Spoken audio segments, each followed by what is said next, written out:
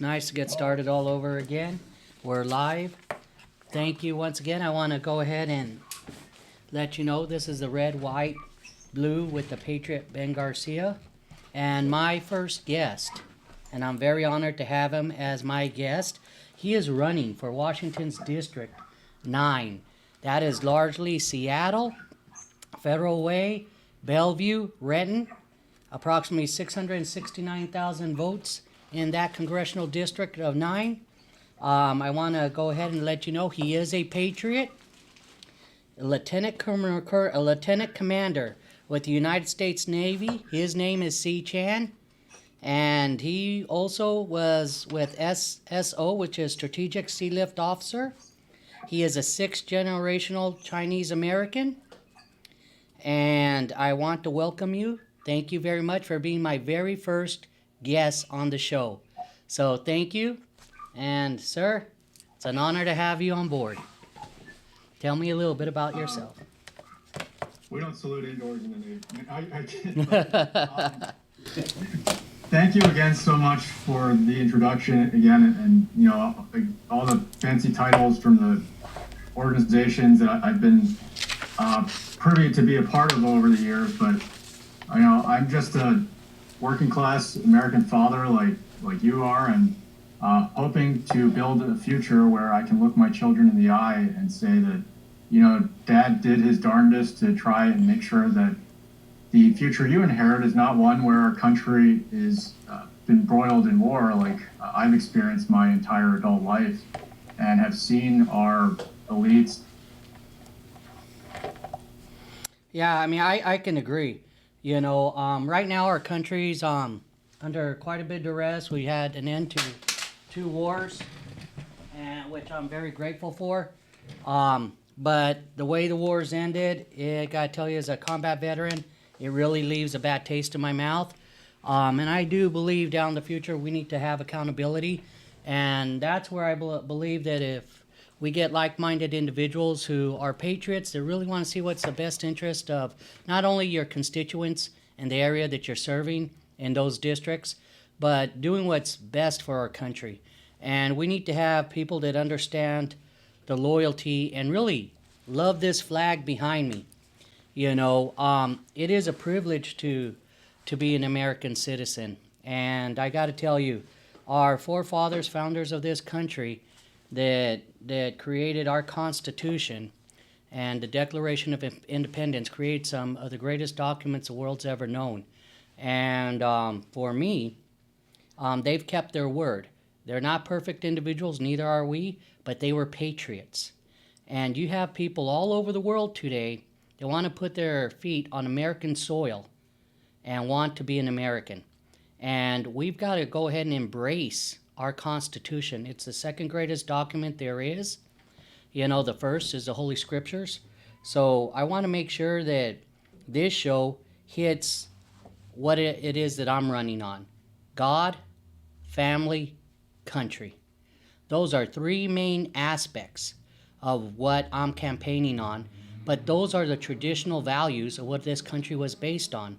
And so I'll be asking questions here in related to that in a moment, but I wanted to go ahead and you know, ask you a few more questions as we go through, and that is, you know, my motto, God. You know, for me, I'm going to talk about 2 verses in the Bible, and I'm going to always try to bring up verses that are important. And in the King James Version, in Isaiah 44:24, thus said the Lord, thy Redeemer, and he that formed thee from the womb. I am the Lord that maketh all things, that stretch forth the heavens alone, and spread abroad the earth by myself. And in Psalms 127:5, lo, children are an heritage to the Lord, and the fruit of thy womb is his reward. And for me, what that truly stands for is I truly appreciate the Lord, what he has created, especially all people, and I cherish my life. You know, as a combat soldier, I really realize how precious life really is. And I don't take any moment of my life, my breath, for granted. And today I think we take a lot for granted in the United States.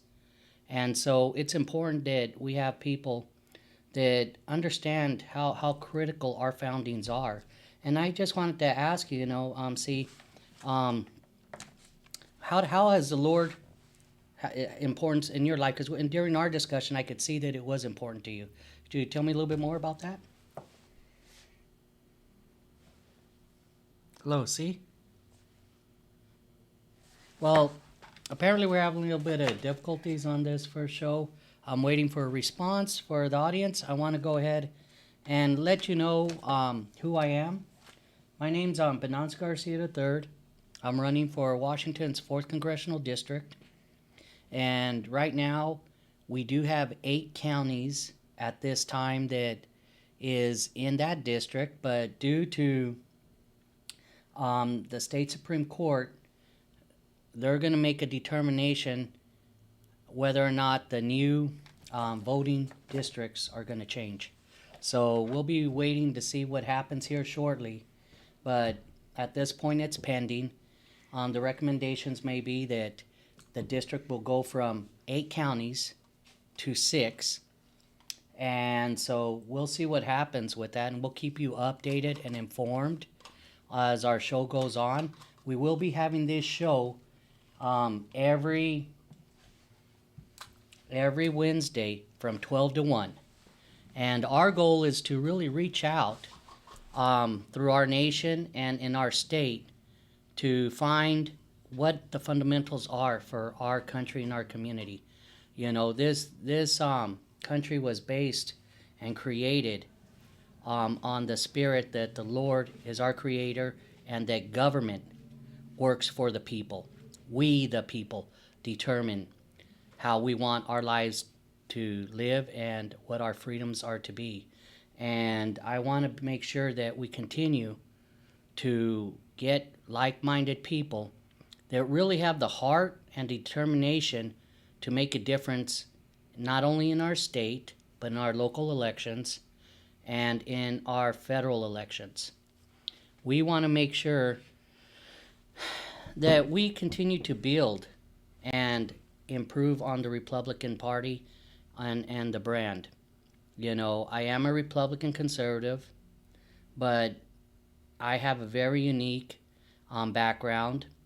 Back in 1990, when I graduated from Sunnyside High School, I was able to go ahead and move forward and play some college ball at Yakima Valley Community College.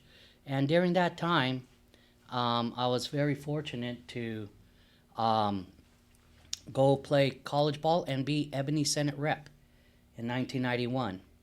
And it was a very interesting time at that point, because we did have issues of issues such as Rodney King, you know, and his unfortunate beating, and to see what had happened when law enforcement had overstepped their boundaries at that time. But, you know, America heals and we learn our lessons, and we want to make sure that we don't repeat these issues. But I am a big supporter of law enforcement. We are in the greatest country there is. The law is not perfect, but we want to make sure that we do put people in place. Yes, see, I can hear you. Me, but I don't know if I'm coming through. No, you're coming through. I'm just not seeing you at this point, but that might be because of a delay. And we're back on the Lord, and I think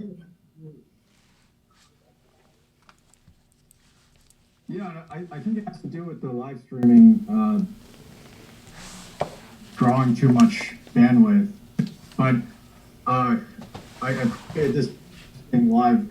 Well, quick though, and about Rodney King, I'm not sure if I have recounted this story to you, but you know, when that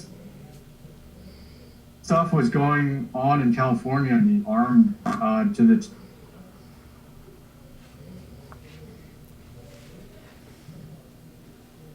teeth against rioters for good reason. And by people, I mean folks that are in the media world.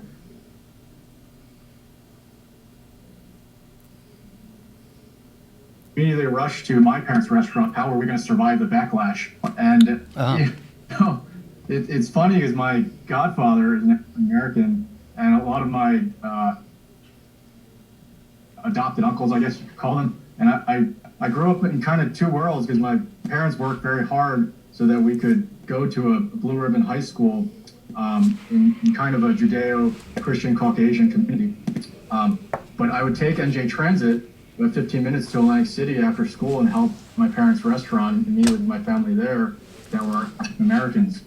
And when the paper came to us, my parents were like scratching their heads. They're like, well, yeah, we see what's going on in California. We don't know what's going on there because everybody seems to get along here in Jersey. And I think that's probably a good indication of how the media likes to sell things that divide people, and it's something that I'm strongly running against. And I'll spin this into the platform you're running on of God, Family, Country, because when I think of my family, I don't think of people that just look like me, that are Asian American and Pacific Islanders, or even people that might be within my immediate blood family. I think of my family as everyone that's in my community, my neighbors, and people that are Washingtonians, and that extends to our national family of our countrymen and women. And I think for folks like you and I who have worn the uniform, our concept of family is probably uniquely extended more than most folks too, because we've worked for the formative years of our youths alongside people from all corners of the country. So, for instance, when I see a storm hit Texas or Louisiana, I'm immediately trying to reach out to folks I know that work down there and like, hey, how are you doing? And I think of them as family, even if we're not having dinner at the table every day.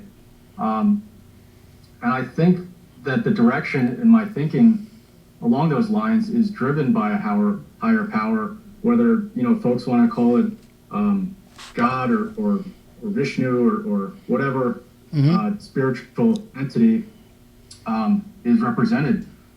And I was saying folks that are my age, in our younger than 40, in the U.S. have been said to be categorically becoming more and more removed from religion, but the experiences that I've had in life have actually driven me more and more towards being respectful of religious doctrines and really looking into the wisdom of the ancients.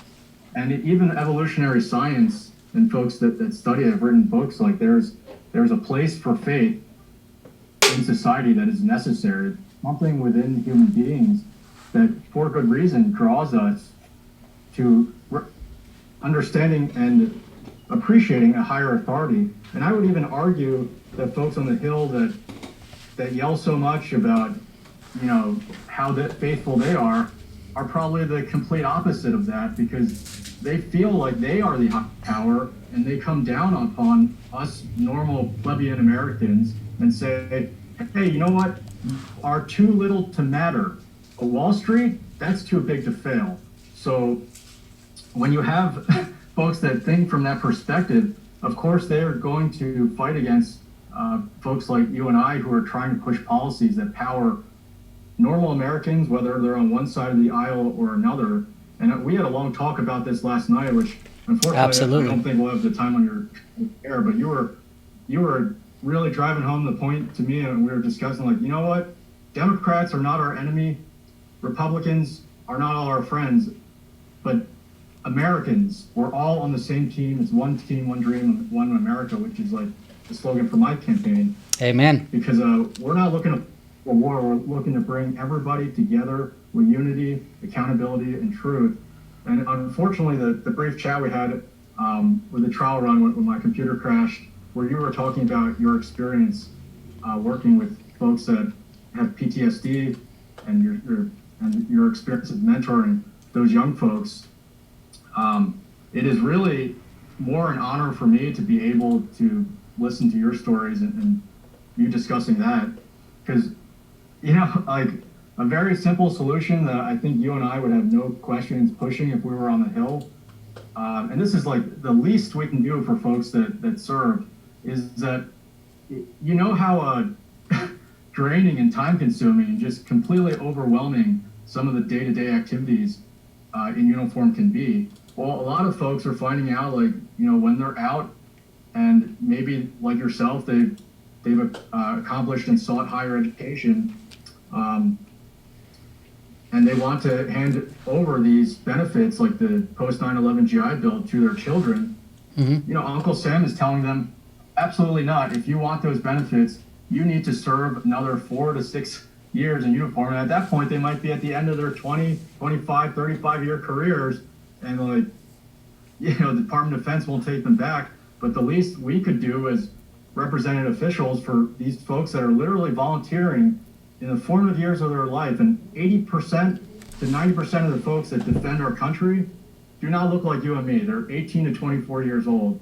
And these are formative lives of people's youths that they are sacrificing when they volunteer to put in the uniform to be part of something greater, which is serving a greater purpose, which is our country, and by extension of all the good that I feel the U.S. does in the world. And I can tell you that firsthand as a son of immigrants, and also a son of an immigrant family that's been here for generations and has suffered. You know, we were building the railroads, and my ancestors were confined to cattle cars for the celebrations. But regardless, you look at any other place in the world, and there is no place on earth that is an aberration like the U.S., where we have codified into our founding doctrines the rights of the individual over the rights of the state. I absolutely agree with you right there, as we were talking last night. And, you know, folks, I just want to give you an idea. I was working on the show last night, and I have a great team that was helping put all this together. And I need to make sure that I give them credit. But I will say, you know, we were up in the wee hours of the morning. Our conversation, I want to say, started about 11 o'clock last night, and we were done somewhere around 2 in the morning. And so, and that was only because we knew we had a show to do in the morning. So, but the fact is, when you run into someone just like who's got the heart of the community, who wants to ensure that, you know, he provides a service that the incumbent, you know, Adam Smith hasn't. You know, Adam Smith has been an incumbent for the last 24 years. And since 1997, he has been in office serving that district. And I got to tell you, he sounds more like a rhino today than what he did when he came in. But he has shown his catastrophic failures. And we'll be talking a little bit more about those catastrophic failures under his leadership. But what I do want to do is really express what C was talking about, and that was the fact of being an immigrant, you know, his family coming over from China, and him being a sixth generation born American, you know, on the struggles that his culture has had. And yet he doesn't hold anybody accountable. He's saying, I recognize history, and I am blessed to be an American, and I want to go ahead and be fruitful and move forward and really serve my country with honor and dignity. And that we need to recognize those, especially when we take a look at our young soldiers right now who give the best of their life years, their prime years, and also who sacrifice so much away from their families. Because it's not just their sacrifice alone. And yes, we understand that we all have signed that document to serve and taken the oath to protect this country, foreign or domestic.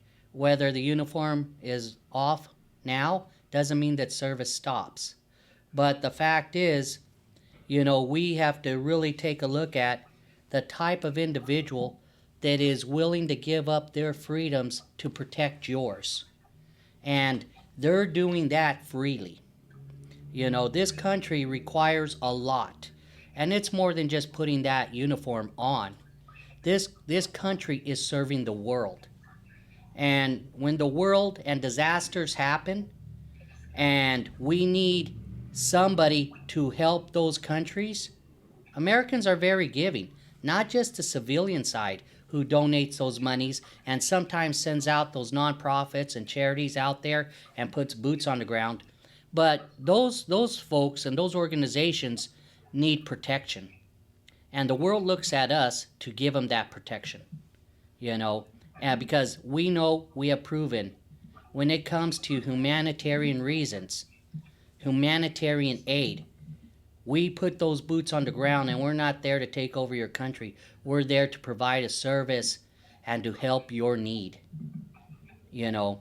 And so it is so critical that we understand that it is less than 1% of our nation's men and women that wear that uniform.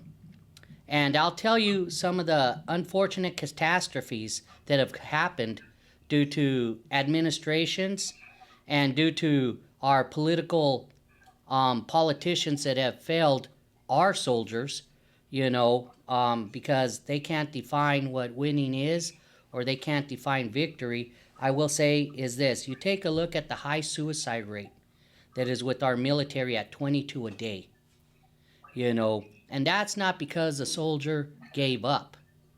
That's because of our failure on our current political leaders that have been in office too long and don't have a real perspective of what the American need is.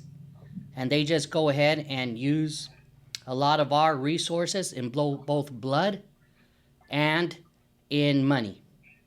We need to take back our state government and we need to take back our federal government. And this is why I have C. Chan here. He truly understands the needs, you know, of what our country is. Because we need the average person in there with the heart and also the ethical values and, you know, the education and the background than what we have today. And you could take a look at Adam Smith, and I'll be bringing him up a little bit more. But I want you to understand who this individual is, C. Chan, and give him the opportunity for others to go ahead and hit our link so you can see who Mr. Chan is. He is worth a vote. He is worth your weight in gold. So let me go ahead and tell me. I've got a little bit more questions because we are God Family Country. And we got a few more minutes to hit those values and then really to talk more about why you're running. So how big is your family, C? Oh my gosh, I lost count, but I guess I did just kind of leak that I think like every American is my family. And I'll tell you about some funny sea stories I have someday when I run into Americans in odd corners of the world sailing. But I wanted to harken back real quick to your mention about our service members that have been lost to, unfortunately, to taking their own lives or one situation or another. And I'll tell you, just within the past 30 days, out here in the Pacific Northwest, and I'm talking about just the greater Seattle metro. Yes. We lost 3 sailors in 30 days, 2 to suicide, 1 to cancer, unfortunately. I'm sorry to hear that. They're all unfortunate. But overall, over these past 20 months, we have had 71 service members lost in all the Department of Defense, and I got this from the Military Times. Okay. Out of roughly 0.3 million reserve and active duty folks. So when you're losing 3 just sailors from the Navy a month, and I don't know about the other branches out here, you know, past the respective guards, but you got to think about like this is how insidious the division that is being instilled in our country is, where literally people that were our essential worker heroes, our nurses, our hospital workers, our sanitation workers, our people that are working mailrooms and in logistics and in warehousing. They were our heroes last year, our grocers, and now this year, because of a medical treatment, you know, if someone take it or if they would not like to take it, that's fine, but you can't lie to people and tell them that all the longitudinal studies have shown that it's completely safe, because it is, there are no such things as longitudinal studies done. You need to run those for like 8 to 10 years to find out what happens when you give an 8-year-old girl that turns 18, what the results of that will be. And the just reframing of what vaccines are, and trying to push the companies that were literally responsible for peddling oxy on the country as our saviors. Right. Meanwhile, there's at least 20 firms that I know of that I'm invested in the stock market that have competing vaccines, that have competing traditional vaccines that are passing FDA trials that are completely silenced and not talked about. So, if someone wants to take a vaccine, how about introducing some of those other dozen or 2 dozen other companies instead of these ones that are pushing this specific mRNA one? And people should not forget, with the exception of Moderna, these other firms, and I don't know about Moderna's board of directors, are literally the ones push the opioid epidemic on the rest of the country. So, it's just like I started this rant, I guess, with our service members that are sacrificing the prime years of their youth and their life. And I just talked to a dad the other day who's a father of a Navy SEAL. He's served 19 years, but now he's going to be dishonorably discharged for refusing to take the vaccine, and he has PTSD. He's lost people. That's I want to go ahead and it's a good thing this show's an hour, so I want to go ahead and really touch an impact of what PTSD is on how it has impacted my life. I gotta tell you, I was with the Wounded Warriors after I got medevaced out of Iraq, and my roommate, now I don't remember whether he served in Iraq or Afghanistan. It was one of those wars, but he actually, a mortar round had came down, his interpreter, there was not much left, and he had actually died, and they had brought him back to life. And then comes over here with the Wounded Warriors down here assigned to our unit, and he ended up being my roommate. But he ended up having severe post-traumatic stress, and I'll give you a symptom of an example of that. I'm asleep, and it's about 2 or 3 in the morning, and I just hear him crying. He's burning. I grab him by the feet, and I shake him because I wanted to have some distance because I wasn't sure how he was going to react. And I explained to him, I talked to him, I go, hey, you need to get some fresh air, drink some water, maybe you need to smoke, relax, calm down a bit. And he was just sweating profusely. He had no idea what had happened, what he was dreaming, but he had suffered severe post-traumatic stress. And unfortunately, there was another incident. He had gotten a phone call. And this is the sacrifices that I want the American public to know why I'm going to stand strongly for our veterans. He gets this phone call. Again, it's about 2, 3 in the morning. And he gets a phone call, and I just hear him crying and breaking down. This is a grown man that has suffered a lot. He was shot, or he had gotten shot into coma because of a gang initiation. Survived after he had survived, whether it was Iraq or Afghanistan, and gets this phone call, and he goes, I'm the last one, Ben. And I'm talking to him. I'm trying to calm him down. I go, what do you mean you're the last one? I really didn't understand the whole picture. He goes, there were 4 of us that graduated school from Hawaii High School. We all volunteered into the U.S. Army to serve because of what happened in 9/11. And when they, the phone call he had received was from another soldier letting him know that his friend was killed in action. And he goes, I'm the last one out of all 4 of us to survive. And these are the sacrifices and stories that you don't hear, And to finish off, and how I was not necessarily very well received with the Wounded Warriors, at that time, I'm an E4 with the Law and Justice degree, and I'm working on my master's. in secondary education. And leadership was very aware of me working with other soldiers who were going through the med board evaluation and the PEB board, because you have to go through both in order to determine your injuries and to determine what your rating's going to be and to determine whether you're going to be fit for duty or if you're going to be given a severance or if you're going to be given a retirement, but at what rate and what percentage.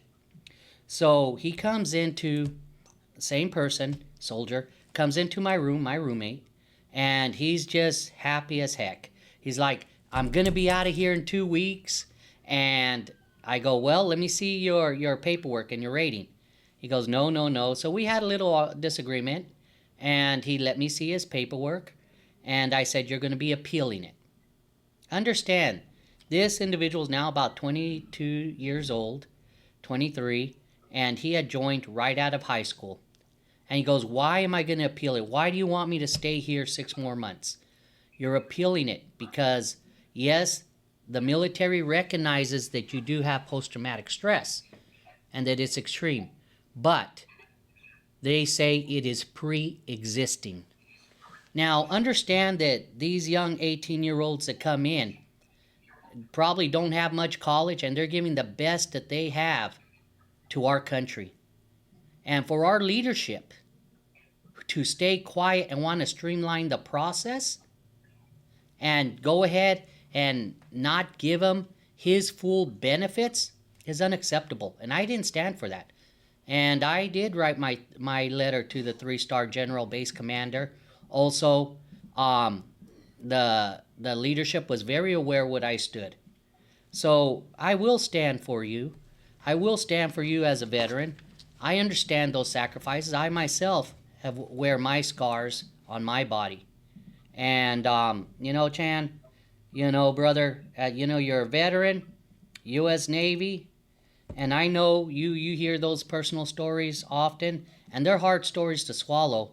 And I don't want to just make this all about the military, because people need to know, more about you. But, I want to say thank you for your service. And I do want the audience, and this will be my last family question, because I did ask you how big your family was, and you said it's numerous and whatnot, and everybody's your family, so God bless you. But I also want to ask, what is it you want the people to know about your family? What would you want the audience to know? Gosh, I mean, I guess I still want to talk about some military stuff. But Okay. We can do show 2 down the road. No, someone that deserves way more credit than me is my wife, who's a first responder. She's Awesome. been at the front line of this, for the past 20 months. And she should really be the one running for office where she's not busy saving lives and dealing with a dozen COVID patients a day and can tell people what the reality of it actually is versus what all the lies the media are telling you. People are like, oh, well, wait times are so long because CNN and Fox and MSNBC said this. No, they're so long because now hospital administrators and incorporated hospital conglomerates have an excuse to fire their most experienced staff who have literally been, like my wife, serving. She's a 14-year level 1 trauma center veteran. Wow. Thank you. More lives than you and me can, maybe a year. People like her are also completely they went from being heroes to now being regarded as zeros. We both, because she's Army and I'm Navy, we both are federal, and we took the jab. We have to, kind of have a choice. But she's telling me, from her civilian experience, if you end up on the slab, and I've heard stories about people who are 25, 35-year nursing veterans that are being kicked out the door because they refuse to take the jab because they have natural immunity because literally they were exposed to COVID day after day for 20 months. For some people who have had it, there are very serious complications that they went through, and they're afraid, okay, if I go through that again with the spike protein, am I going to die? So, it's a legitimate reason. But it's it's more of an excuse for administration to fire these people, to pad their annual bonuses because they saved money on more experienced staff and are trying to scalp the experienced folks with bringing in amateurs. Well, when you go into the ER, if you're on a slab, I'll tell you, I would rather have that 35-year unvaccinated nursing veteran standing over me than that is, and they all have a really good heart to go into the profession of healthcare to begin with. But you just don't have any level of hands-on experience. Yeah, that takes time. Go back. Yeah, and you're right. It's not all about the military, but the military is not all about war, which you were saying. I work for Military Command, the company that operates the hospital ships of the Navy. You know, the corpsmen that I work with are over in Africa helping solve the Ebola crisis. They're putting not just lives on the battlefield at risk, helping out their fellow Marines, soldiers, airmen, even Coast Guard, what have you, because Coast Guard are overseas too. A lot of folks don't know that. Yeah, and they're big time on the drug enforcement, working with the Drug Enforcement Agency that most people would not be aware of. So I just finished my JPME Phase 1 with the Naval War College, and I should probably stop because I am still in the reserves, and this is probably going to get me in trouble with Flagstaff, but I've got to speak truth to power. But we're briefing some of these folks, the Naval War College, with our academic research and our professional background, and it's just kind of the same mentality. So, which is why when you introduced me as a Navy officer, lieutenant commander, listen, in my community in Merchant Marines, we don't have hundreds of people on a ship. We have maybe 20 to 25 on those cargo vessels, on those tankers, on those liquid natural gas floating bombs. Highly trained, highly professional people. Every single person on there is valuable, whether it's a deckhand, a wiper, or the captain or a chief engineer. That is very true. Any one of the 5 people, it's a huge impact to our operation, which is why for me, yes, I am a naval officer, but it doesn't matter to me what flare people have on their shoulders or on their collar devices. What matters to me is the type of individual that person is. It's just like MLK said about race, it's not you look at the character of an individual. Not judge me by the color of my skin. From talking to folks that, yes, judge not by the color of skin, but the character of your person. But I feel from talking to, and not all Flagstaff, of course, but a lot of these people that are wearing, your branch, some of the birds and higher and stars on their collars, they're completely out of touch with folks that they're leading, with the direction the country needs to go. They're talking about, training us to be critical thinkers when we're really being trained to be lobbyists for either branch. And they're forgetting, an organization that takes care of its own and takes care of the people that serve it, doing right by the gentleman from Hawaii that is going through such traumatic PTSD after literally signing up after 9/11. They are looking at actuary tables and they're being briefed by folks that are probably from an analyst background like myself, that are subject matter experts in their way, and they're kind of the same thinking as the other folks in the Hill. Well, I have this on my shoulders, or I have this in my job description or job title, so I am just lording over you and not respecting the real lords and higher power that we all serve under, because we are all flesh and blood human beings on this earth that have to live and suffer together. I can concur with what you're talking about. Today we take a look at our leadership in the military. You've got those that are supposed to be our warrior generals. Then you've got those our politician generals, political generals, and that's where we're at today. We're everything's been so politicized that we don't have leadership that's held accountable, and or we don't even hold our presidents accountable, unless you're Trump. But I will say, you take a look, Biden. You take a look at Biden, and with what happened with Benghazi, you take a look with his withdrawal out of Afghanistan, And I will call all politicians on. I don't care if you're an R or a D. You don't have the strength to go ahead and hold these people accountable. Shame on you. Shame on you, because you are there, and there is absolutely no reason we should have ever lost in Benghazi an ambassador to the members of the security team. And part of the reason why I'm bringing this up is I want to go ahead and bring this up because your opponent, incumbent of 24 years, who's a UW graduate, Juris Doctorate degree attorney, who practices law, well, he's an attorney at least, and he has been in with the Armed Services Committee during all this. And all you hear sometimes is just a little bit of reprimand, and usually it just goes down to the lower levels or nobody's held accountable. He has no accountability, Adam Smith. And you can also look at his record, not just on the military side, as far as where he's in a position of an authority to hold generals accountable, to make sure that they get fired minimally during these engagements, such as what happened with Benghazi or what happened with Afghanistan. But take a look. The World Trade Organization riot, that was in his district.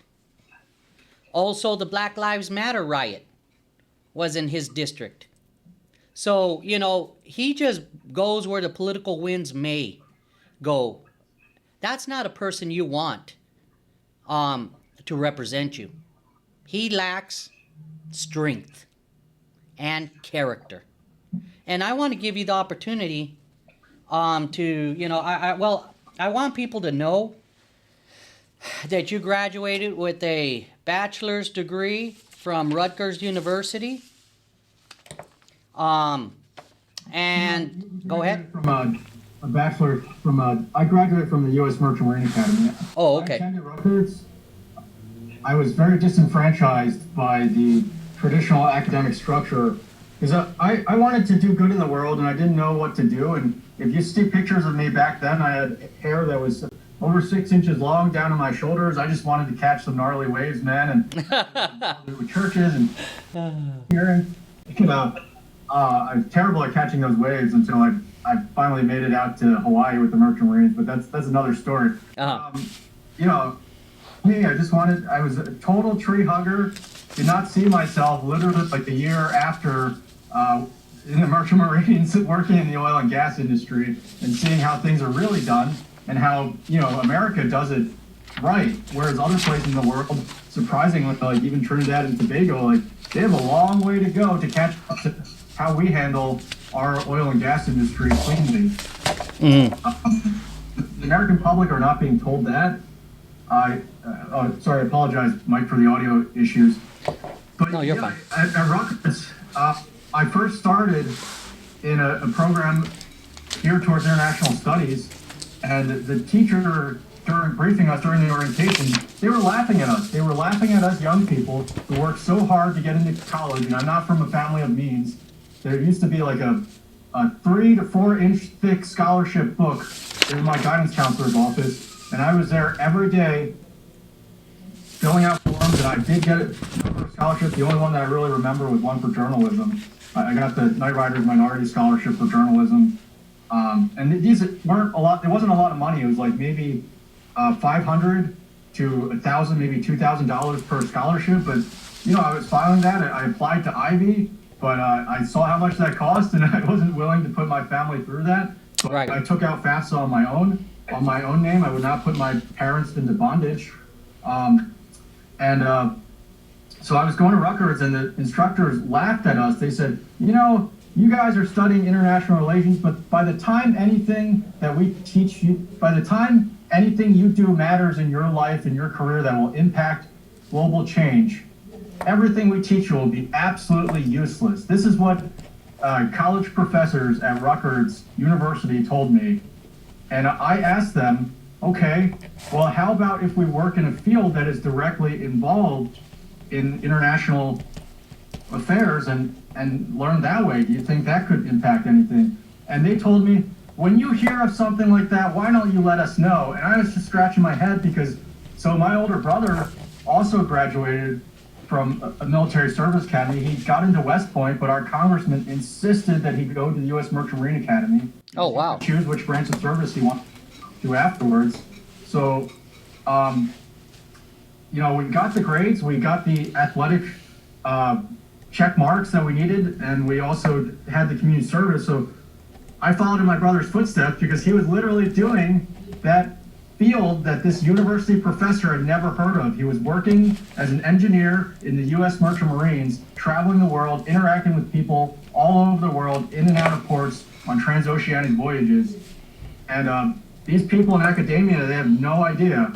They are blind to what it is to actually live and work in this world, because they've been so sheltered in the scholastic institutions, unfortunately. It's not to say that they're bad folks, but when you don't know something in the Merchant Marines, you sure as hell better speak up, because nobody wants to run aground or hit an iceberg or hit a ship. Like, it's Yeah. kind of like confusion on something. We voice it, because if we don't know, you tell people you don't know, and there's no shame in that, because you asking the question might have saved everybody's lives. That makes sense. That's teamwork right there. Like you said, everybody earlier in the discussion, everybody matters. It doesn't matter what part that you do on that ship, but everybody matters because everybody has a responsibility to be safe. Exactly. I want to. It's it's a lot more forgiving for most Americans to live the blessed lives that we do, because there are folks that are out there that are crazy like me, spending, 3, if we're more likely, it's 6 months out of the year floating in the ocean, staring out of the ocean, or banging some wrenches to pipes, so that other Americans can live better lives, so that we can go and have our society of abundance. And unfortunately, Right on. that's being whittled away, and it because of literally like our incumbent Adam Smith. Yeah, it's true. He Nobody he really holds had him voted accountable. for everything. Yes, yeah. Let me And he's ask also, you. like, he's I'm sorry. accountable I'm sorry. Go ahead, Ben. I brought up the riots with the Black Lives Matter and the WTO. And he has been in that district throughout that whole period since 1997. What would you do differently as a congressman representing that district in those positions? Yeah, and people in Seattle are not dumb. It's not like that the media is painting us like we know exactly what's going on. We've been arguing against it, but there are very powerful, wealthy interests working against us, and it's not a conspiracy. So, for instance, something that you and I talked about that we can do, and you were working at those protests with the National Guard, so you had a firsthand experience too. But I talked to beat cops, and Seattle SPD itself had a pretty bad history back in the 1990s, but that's just SPD. You talk to cops in the surrounding area and people in the surrounding area, they do not have the same antagonistic history that unfortunately SPD has to prove to the community to get over. Okay. But the way you get over it is not abolishing the police and defunding the police and withdrawing resources from the communities that are asking the police to shorten their 911 call response times from 45 minutes, and now it's probably going to be more like 2.5 hours. So wow. 911 is we're down to 2,000 officers. But what beat cops want and what the community wants, because Capitol Hill, the International District, they're part of the people that are protesting and are peaceful protesters. They're part of my constituency. They're not my enemy, and I'm talking with folks, and we all want the same thing. Beat cops too. They said, let's give everybody body cameras, because that way, then if there are bad apples in the police force, you can hold them accountable. And if there are bad apples that are provocateurs, that are coming from out of state or out of Seattle and just want to cause mayhem all over the country, or bad leaders doing bad things, well, yeah, them too. Exactly. And you know what? both sides want this because both sides were all on the same team. You know, even though they want to paint like police and anti-police, like no, we're all Americans. We all want the same thing. But you saw 300 laws get pushed down Washingtonians' throat in October. 100 of them dealt with police behavior. Not a single mention from Olympia about body cameras. And the reason that's important because only from state and federal legislatures like the U.S. Congress that you and I are looking to hopefully push bills on, only those places are going to have the funding to provide the fiscal resources, not just to buy the equipment, but to provide the IT infrastructure and video storage infrastructure to have a, FIFA Freedom of Information Act compliant system. Right. So Yeah, that's for what the you and I can do yeah the FOIAs. level that will really, yes. Okay, But giving on cameras. yeah, I think also, and we've got a few more minutes. We got about 7 more minutes. Why should your constituents vote for you? There are many Democrats in this race, and to be honest, I really don't see anyone that stands out. Even the incumbent that's there, it's nice that you're a UW grad and you got a Juris Doctorate degree, but all I see is failure on that resume. And with that failure, looks like he's trying to change a little bit a direction with the winds, and trying to sound more like a rhino. But I want the opportunity to go ahead and ask why people, your constituents, if they were to see you out in the market today, just getting some groceries, what should they? Why should they vote for you? Because you're a people person. So if you could please explain that to me, why they should vote for you. Yeah, well, I mean, a couple things, like all those people that, like, yeah, okay, they're running, and especially if you look at, because you and I are both grassroots candidates that quit our jobs to do this. We are all in on this. We're willing to go broke to try and push some policies that will help future generations. And you talk about the resumes of failures, but you look at who the parties are backing that are not you and me grassroots candidates on both sides, and like, yeah, folks have been failing for decades, and they're running again for some reason. But they also all are pushed the message that hey, there's only like 400 to 500 some people that are even able to be anointed to this royal throne in Washington D.C. in the Hill. Entitlements, yeah, entitled. That's why you need to make me special. I am saying the complete opposite thing. I've talked to those people since I was an ensign when I received my commission and I was stationed at the Naval Yard. Those people on the Hill, those politicians are not special.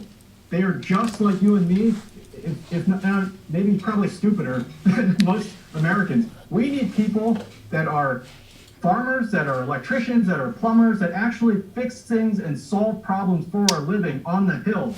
Just like our founding fathers. Exactly.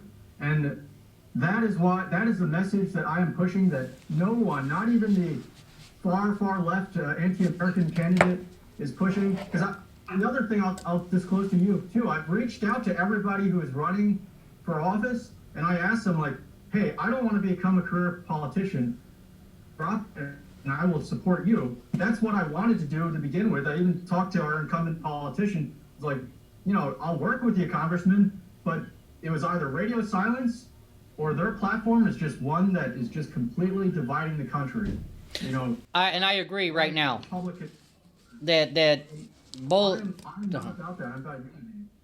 Yeah, there's a lot of division in the country, but I think right now, and I know we discussed this last night, and we discussed a little bit today, that we're looking for a candidate that wants to bring people together. Both of you and I are grassroots candidates, and we strongly believe that we're going to be bringing a lot of our constituents together. We both share that. We, God, family, country, that's what we share. We're both patriots. We both have served and worn the uniform at different levels.